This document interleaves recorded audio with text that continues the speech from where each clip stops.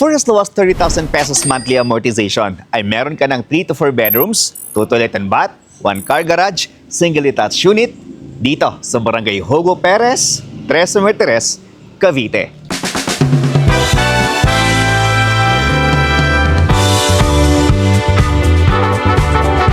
...112 square meter ang lot area at 90 square meter naman ang kanyang floor area.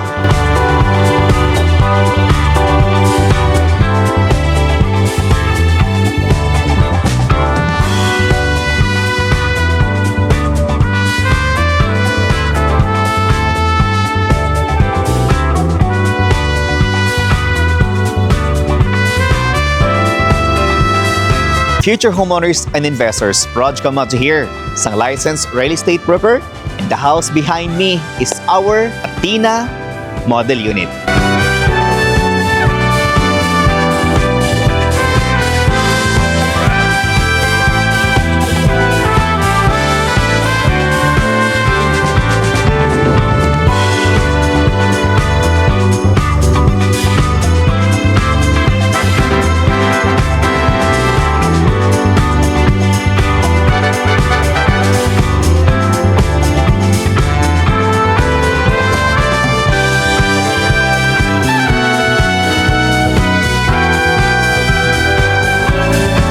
Athena Model Unit ay located dito inside Golden Horizon Subdivision dito sa Barangay Hugo Perez, Tres Mertires, Cavite, kung saan this is a 100% flood-free community, no fault line, at ang kagandahan pa dito ay malapit siya sa Calax and Cavitex area. Malapit din ito sa SM Dasmariñas, Robinsons Dasmariñas, at malapit din ito sa mga schools like Lyceum University of the Philippines dito naman sa General Trias, Cavite. Pagdating sa loob ng subdivision ay kumpleto ang kanilang amenities. Meron silang basketball court, swimming pool, clubhouse, 24/7 security guard, at children's playground. So dito, we can guarantee that this is 101% flood-free and no fault line, and 3 to 4 bedrooms, 2 toilet and bath, 1 parking lot for as low as 30,000 pesos monthly amortization through Pag-ibig Financing. And now, let's begin our house tour. Dito sa ating Athena Model Unit, ay ilang beses na rin natin itong na-feature sa inyo.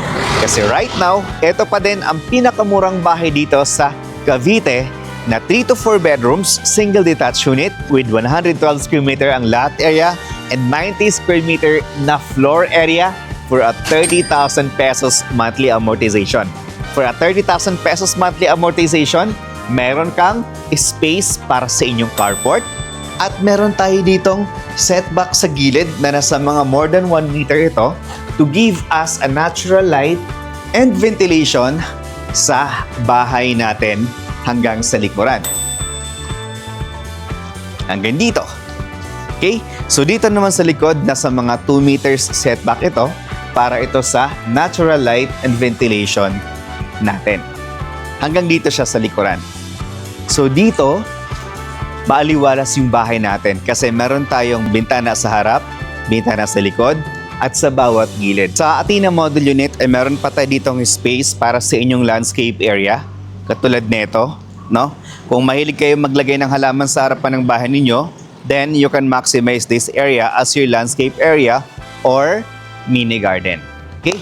So now, pasok tayo sa pinaka-main house natin. Dito sa Athena Model Unit, pagpasok natin sa loob ng bahay, kung mapapansin natin, mataas yung floor to ceiling height natin. At isa pa, mapapansin natin, pagpasok natin sa bahay, ay sobrang aliwalas kasi malalapad yung ating mga bintana. Ito ay isang dipa, ito naman ay isang dipa. Tapos hindi ka mahihirapan maglagay or mag-set up ng inyong living area as well as ng inyong dining area. Kasi dito, pwede ka dito maglagay ng L-type na sofa. Tapos dito mo ilagay yung inyong TV sa area na to. Tapos, eto naman yung inyong 6-seaters na dining table. So this is our dining area na mas pinaliwanag pa siya, mas pinaaliwalas pa siya sa tulong ng ating malaking sliding door papunta sa ating lanay. Then aside from that, ay meron din tayo ditong pintuan palabas dito sa ating service area. Kung gusto niyo pong i-extend yung inyong kitchen dito sa likuran, o pwede mo pa ditong i-extend kasi meron pa tayong space dito. Then the other side, no, sobrang dami nating space. So doon yung ating living area, ito yung ating dining area, tas ito naman yung ating kitchen area. Dito sa Athena Model Unit ay meron tayong kwarto sa baba. So para ito sa ating mga senior loved ones na hindi na po nakakaakyat sa taas. At maluwag po ang ating kwarto dito. So ayan, kita nyo naman. Isang dipa ko, ayan, isang dipa at kalahati. Tapos ito nasa mga 2 dipa natin to. Nag-e-echo pa yung boses ko, no? Kasi sa sobrang laki po ng kwarto natin. Kagandahan dito ay 2 yung ating pintana. Isa dito at isa naman din dito. Tapos, since PWD room ito, hindi siya mahihirapang pumunta sa kanyang toilet and bath kasi pag diretso dito, andito na yung kanyang toilet and bath. Meron tayong shower area, water closet, and of course yung ating lavatory. Sa turnover nito guys, ay naka-tiles na ito, painted na yan. Naka-tiles na yung baba natin. Yan. Kung ano yung nakikita ninyo, maliban lang sa mga gamit, ay eto, yung ating actual turnover dito sa ground floor. So next, dito sa ilalim po ng hagdanan, ay meron tayo ditong space para sa inyong storage area, no? Or mini stock room. Tapos, ang kagandahan pa dito sa stairs nila ay hindi siya nag-occupy ng malaking space. Kunti lang yung mga natatapon ng mga space. Tapos, yung steps nila ay kahoy. Yung pinaka-foundation ay semento. Then, dito naman sa second floor, sa stairs area, meron tayong bintana. Ayan. To give us a natural light and ventilation dito sa ating second floor. So dito sa second floor, kung mapapansin niyo dito, napakaluwag. Meron pa dito yung family room. Kaya ko po sa inyo sinabi na 3 to 4 bedrooms kasi this family room convertible into additional room. So malaki ito. Yan siya. Pwede ka magpintuan dito sa side na to. Yan. Tapos ito na yung pinaka-bedroom mo. Meron din tayong 2 bintana. Isa, 2 bintana. Then, yung other room natin ay eto siya. Wow! Di ba? Ang lalaki ng mga kwarto.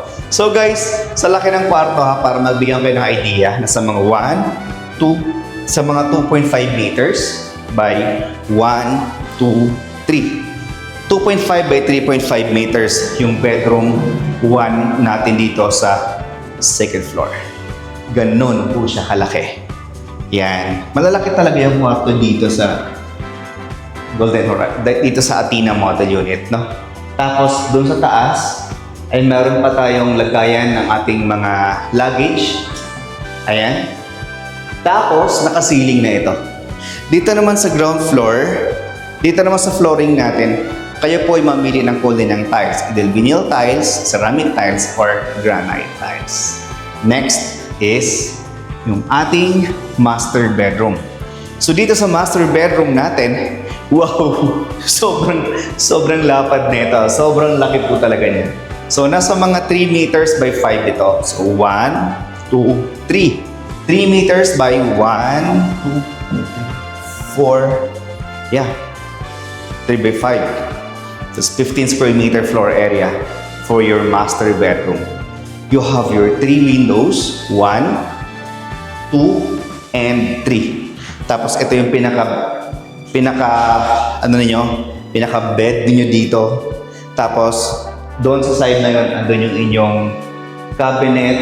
Mataas yung floor to ceiling height for as low as 30,000 pesos monthly amortization. The next, yung ating toilet and bath dito sa second floor.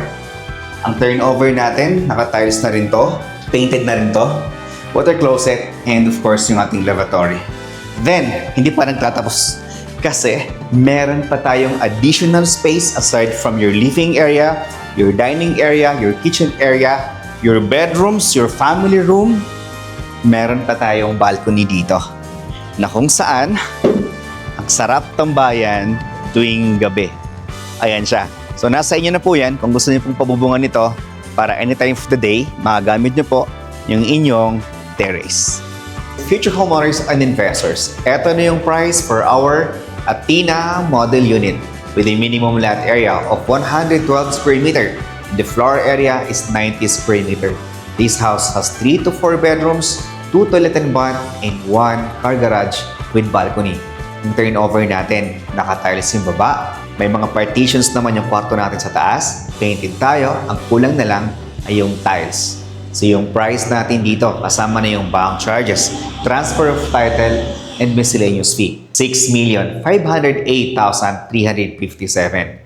Then, yung kanyang down payment through Pag-ibig Financing is 1,496,000 pesos. Bawasan natin ang reservation fee na 30,000 pesos at yung remaining balance doon ay pwede pa siyang bayaran within 3 years nang walang interest. Din yung ating monthly down payment for 3 years without interest is 40,747 pesos. Then, yung remaining balance natin, yung 5,011,000 pesos ay payable siya for 30 years through Pag-ibig Financing. Yun yung inyong monthly amortization through Pag-ibig Financing for 30 years, 30,856 pesos only.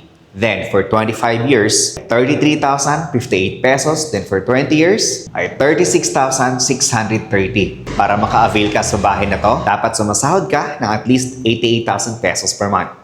For more details about this project, trippings, and reservation, please dial this number shown on your screen. Rog Camacho here, isang licensed real estate broker.